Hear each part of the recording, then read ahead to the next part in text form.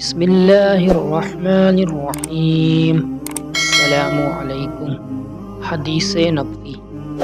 نبی کریم صلی اللہ علیہ وآلہ وسلم نے فرمایا، جو شخص رات کو بیدار ہو کر یہ دعا پڑھے، لا الہ الا اللہ وحدہ لا شریک لہ لہ الملک ولہ الحمد وہو علی کل شیء قدیر، الحمد للہ سبحان اللہ لا الہ الا اللہ واللہ اکبر ولا حول ولا قوة الا باللہ۔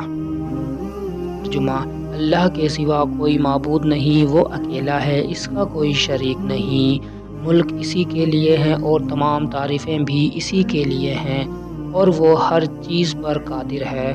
تمام تعریفیں اللہ کے لیے ہیں، اللہ کی ذات پاک ہے، اللہ کے سوا کوئی معبود نہیں اور اللہ سب سے بڑا ہے۔ اللہ کی مدد کے بغیر نہ کسی کو گناہوں سے بچنے کی طاقت ہے، نہ نیکی کرنے کی ہمت۔ یہ دعا پڑھے، اللہم اغفر لی۔ ترجمہ: اللہ میری مغفرت فرما۔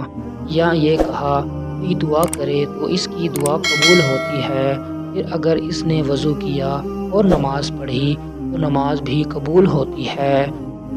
صحیح بخاری، حدیث نمبر 1154۔